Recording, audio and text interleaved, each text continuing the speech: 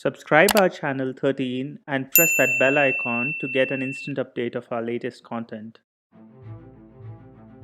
Hello and welcome. You are listening to 13, a podcast about being and creating. This is a podcast that acknowledges the mundane and celebrates the everyday. Here, we interact, read, and share our experiences with an intent to be and to create. Your hosts for today are Shantesh and myself Prasanna. So let's get started.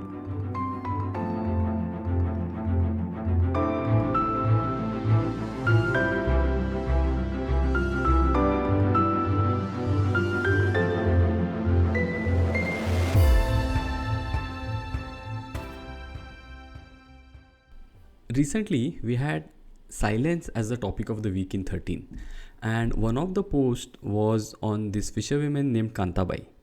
Now, the interesting thing about this lady was that there are two things. One is the backdrop of a fish market, which is chaotic and noisy, and then there are transactions which she is doing at a given point in time, whether it is to sell the fish or to talk about it, negotiate, bargain, take money, give change, cleaning, and all those things are happening together. And when asked that how does she find silence or peace in that whole thing, and she just touches her head and says that it's all here in the head. So, if we look at characters like whether it is Kantabai or maybe it's a traffic police person standing on a chaotic junction, or you can take a nurse who is managing a emergency ward, or we can take a teacher taking a class in a kindergarten where there is a background noise of a school, and then there is noise within the class, the interactions, the conversations, the things which happen inside. So how do they manage that? So is there a way in which we can be in the chaos yet being with our own peace of mind? Absolutely. This particular story of Kantabai that you share is quite vividly written on our blog. It's called Pin Drop Silence in the Fish Market, and I'll put the link in the description for our listeners if they wish to skim through this.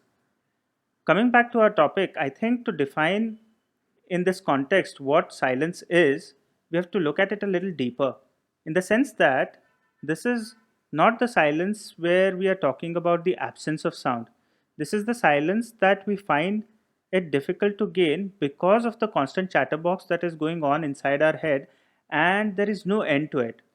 So, how do we really achieve this silence is a question that we'll have to look at.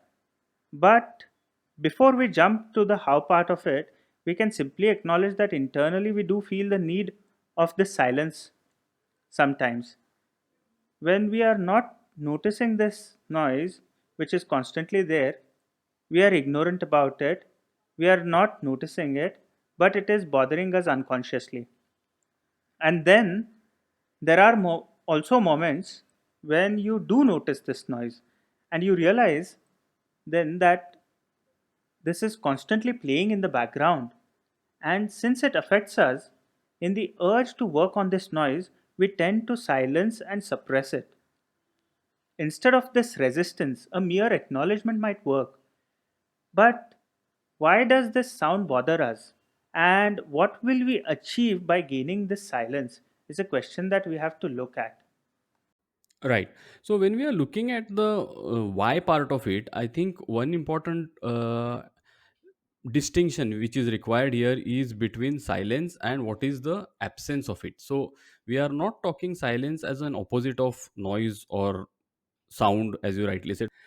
We are looking silence as something which is opposite of distraction, and that is what, as you rightly said, people call it background score, some people call it as um, um, uh, inner music or inner voice or something which is going on inside. And typically if we look at the source of it, either we are regretting or thinking about the past in that process, or we are worried about the future. So the reason why is actually because it doesn't allow you to be in the present, and that is the reason why it is important to come back to the moment which we are in, so that you can fully live that moment, fully be in that moment, enjoy that moment, and then move ahead to the next moment.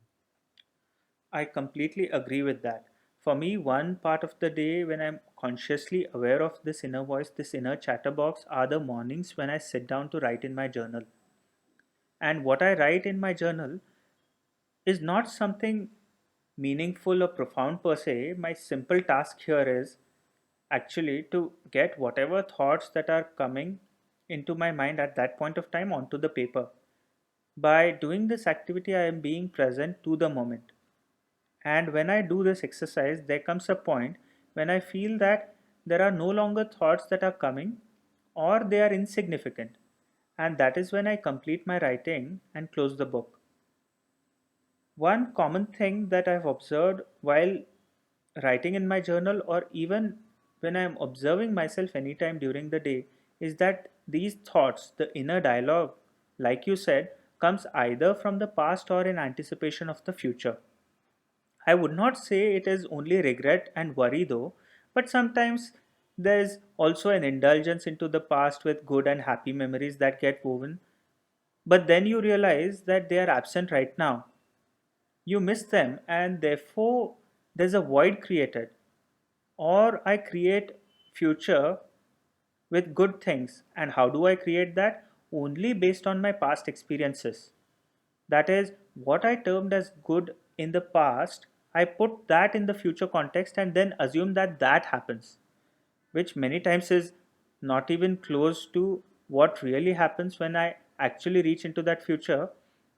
So basically, my point here is even my future is defined from my past experiences and memories.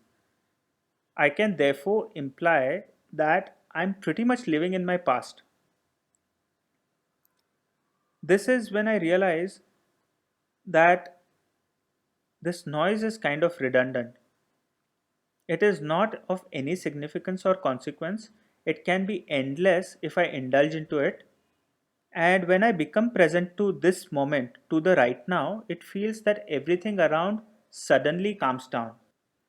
This happens to all of us while watching a sunrise or sitting by the beach and simply watching at the waves come by or when gazing at the night sky. These internal experiences are something that we all cherish. But then, is a fisherman really able to experience those waves like we all poetically talk about? Or let's say an astronomer able to experience the silence while gazing at the night sky? What I mean here is when these activities become mundane, that silence might completely disappear. So, how can we find silence and achieve it in our day to day life through our daily routine? Yeah, I think that is more important here, because what happens is many a times people think that going on a mountain or sitting near a beach or going to a quiet place can give that silence, which at times might work. I don't think that it will not work. At times it definitely works. It is relaxing, and so such moments definitely help. But then there is also a trap of ongoingly romanticizing silence, which can be a risk where you cannot afford it on a day to day basis. Like, for example, a fisherman, a teacher, or a traffic police hawaldar who is standing on the junction cannot afford to do that, and it is not required also. Why it is not required? Because when that inner voice is there or the background score is there, there is no guarantee that me going on a mountain is going to help me deal with that inner voice, because it might still be there. Absolutely. And Sorry, I'm interrupting here for sharing this example. One of my friends who is from Himachal, who works here in Bangalore, during this pandemic, he has moved back to his parents' home to work from there remotely. While chatting with him in a conversation, I realized that he is constantly stressed. And I was wondering that he is always appreciative of the landscape that he grew up in.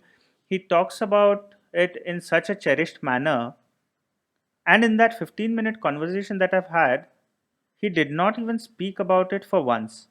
He was just complaining about how stressful his work is and how he is now actually working for longer hours than he did before. And therefore, it's absolutely true that cutting the physical sound will not really work.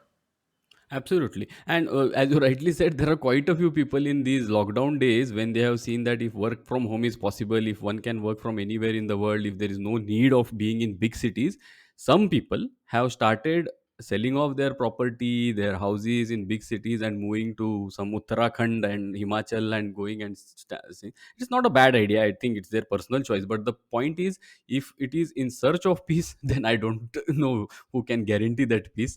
And In fact, if we look at, like for example, I would like to quote. This is a big quote, but and then I think it is relevant in the context of what we are discussing right now. Is by Mihaly Csikszentmihalyi of the flow. He has written a book on flow, the psychology of optimal experience. What he says is, contrary to what we usually believe, moments like these, the best moments in our lives, are not the passive, receptive, relaxing times. Although such experiences can also be enjoyable if we have worked hard to attain them. The best moments usually occur when a person's body or mind is stretched to its limits in a voluntary effort to accomplish something difficult, worthwhile. Optimal experience is thus something that we make happen. Like for a child, it could be placing the last block on the tower which they make. So they make the small towers on which everything is done. Now the whole tower is there, but then there is this last two, three blocks which are to be kept on top of that. And that's when the fingers are trembling and she will find it difficult to do. So, higher than any such, she has to build so far. So, whatever she has done, or maybe you can take for a swimmer, it could be trying to beat his own record, or for a violinist, mastering an intrinsic musical passage. So, for each person, there are thousands of opportunities, challenges to expand themselves. And I think that's where this whole idea of not just the absence of noise, not just the absence of sound, but in spite of the sound, in spite of the silence, when one is actively involved, like mindfully doing a particular activity, being fully there, is a very powerful access to what we call as a state of flow, one can say, or the silence, or there can be various different terms to that, but being in the present is accessible. Very true. When you are referring this, I'm remembering Pico Iyer. He is a very interesting character. He is a travel writer by profession, Indian by origin, schooled in the UK, raised by parents in the US, and now resides in Japan. So, you see, he's literally been around the globe. Ironically, he is talking somewhere about stillness and the importance of this internal silence. And in pursuit of that, he actually decided to visit Japan to volunteer at a monastery for a few weeks, which was very different from what he had romanticized about. He says that he couldn't last the regimented living and the scrubbing of the floors and working there rigorously and waking up pretty early, and it all reminded him of his boarding school days. Basically, it was not what he had anticipated, and he was out of the monastery within a few days. As much as that was a disaster, what happened later was that he found his belongingness in Japan so much so that he ended up living there for the last, I guess, 3 decades plus, and perhaps he'll continue for a lifetime. I guess Japan really allowed him to find his inner silence that Pico was looking for, but he also says, I think, towards end of one of his TED talks that it's not really the place that will allow you to find your inner silence. You can travel wherever you want and you will most certainly enjoy, but to really explore and to feel alive and full of hope, consider going nowhere. And I think this, in a way, speaks volumes. Absolutely. No, this is a fantastic story to follow, actually. And if we now look at how do we attain that, so what is the way in which it can be done? And the funny part of this particular silence which we are talking about is that it is not required that you need to master it. It's an ongoing process. There is no need to prove or tell the world that yes, today I am attaining that silence or whatever, and that's the moment in fact when you will lose it. So it is better not to do that. And the other thing is, like in case of Kantabai, the fisherwoman, what happens is ongoingly when they are updating and upskilling themselves to deal with the challenges which they are facing around, it is helping them stay in that state of flow.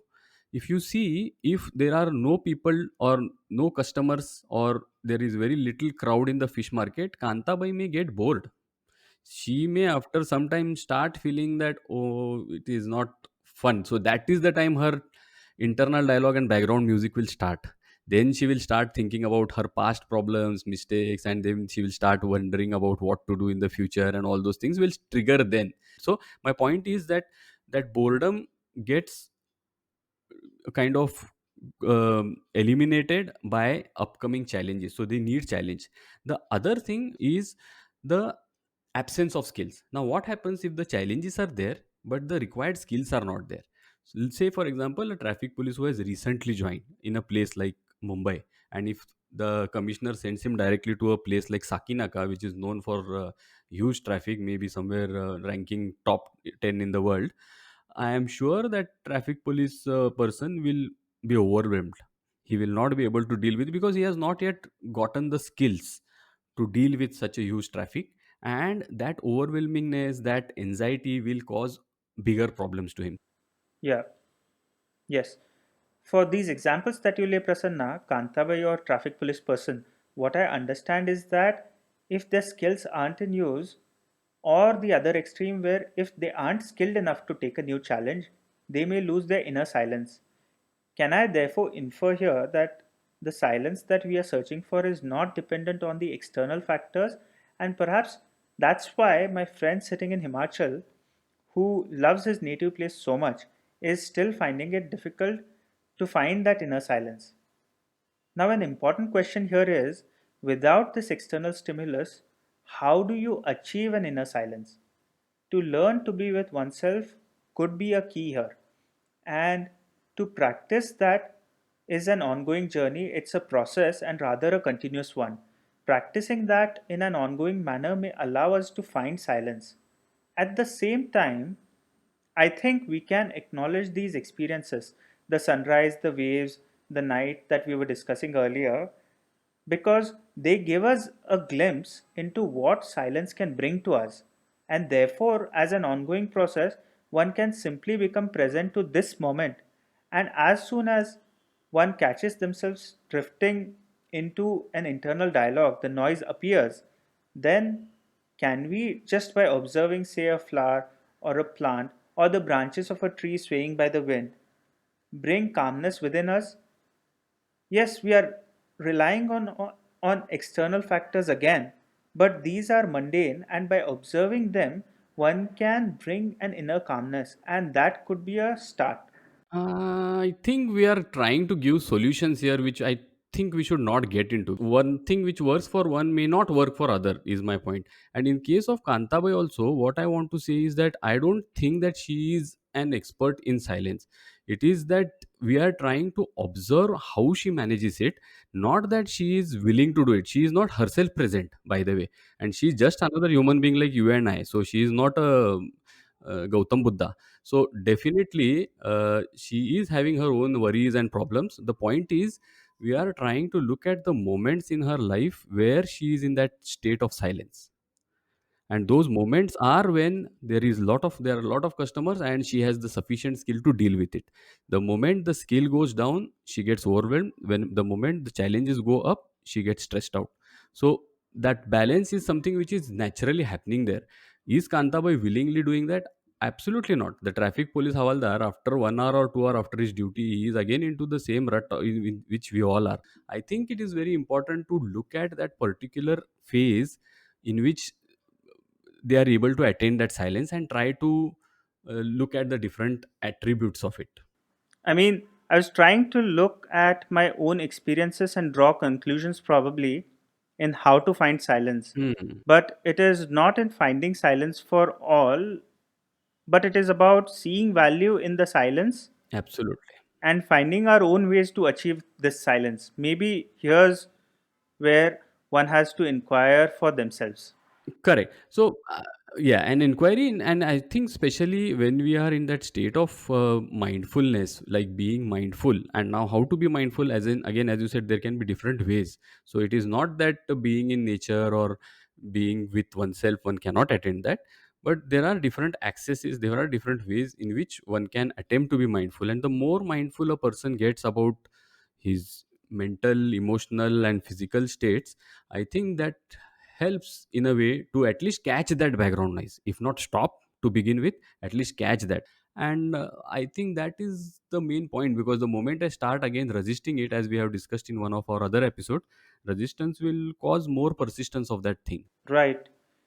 Before we complete our conversation, what I feel is there is no one way to achieve this inner silence, but finding that silence brings an experience of wholeness, an experience of calmness, and that is all that we are looking for. And if one finds value in this inner silence, then how can it be achieved is probably their own business to look at and to observe themselves and find it for themselves. Absolutely. So getting into that, see, being present, if the takeaway of this whole conversation is about being present to that background score, I think even that can be a good. So for the listeners, my invitation would be to just get present to their own inner noise, the inner conversation, and in that lies the access to the silence. Thank you for listening. For more such podcasts and daily blogs, subscribe us on creating13.com. That is creating13.com. For 6 days a week, we write blogs on such topics with an intent to promote everyday writing. These blogs are inspired by our daily writings, a morning ritual that we religiously follow. We hope that these texts will provide you some fodder for thought, for an inner inquiry. We believe that writing each day allows one to observe life as is and bring a genuine clarity within. You can follow us on our Twitter or Instagram handle creating_13 or on our Facebook page creating13. We hope that you enjoyed this episode, and we wish to have you with us again next week for listening a new episode. Until then, take care.